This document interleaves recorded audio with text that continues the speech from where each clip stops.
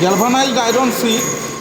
তো এটা আমাদের হুইল চেয়ার কিছু আছে, সেই হুইল চেয়ারে স্ক্রু দিয়ে টাইট করার জন্য এই যে ছিদ্রগুলো ড্রিল করেছি দেখতে পাচ্ছেন, দুটো ছিদ্র করা আছে, এর মধ্যে স্ক্রু দিয়ে আমরা এটাকে টাইট করব।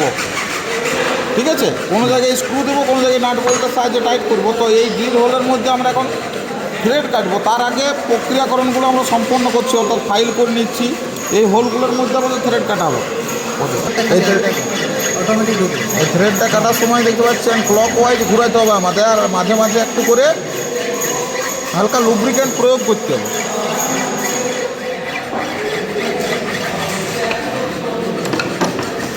ধীরে ধীরে ক্লক ওয়াইজ ছিদ্রের ভিতরে আমাদের থ্রেড উৎপন্ন হচ্ছে।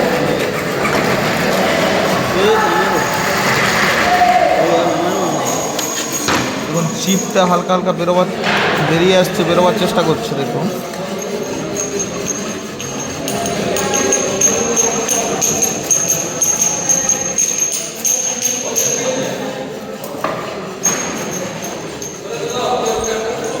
অয়েল ক্যানটাতে করে আমি লুব্রিকেন্ট দিচ্ছি,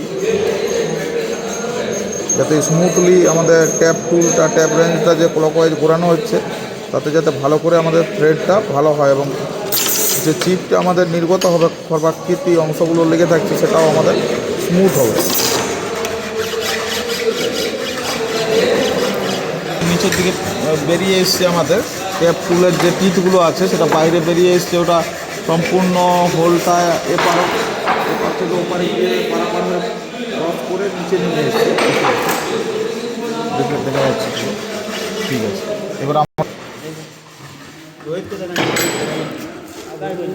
এই যে থ্রেড দেখতে পাচ্ছেন, থ্রেড হয়েছে।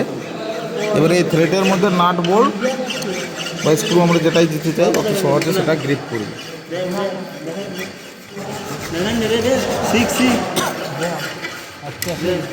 তোরা তো পাক্কা কথা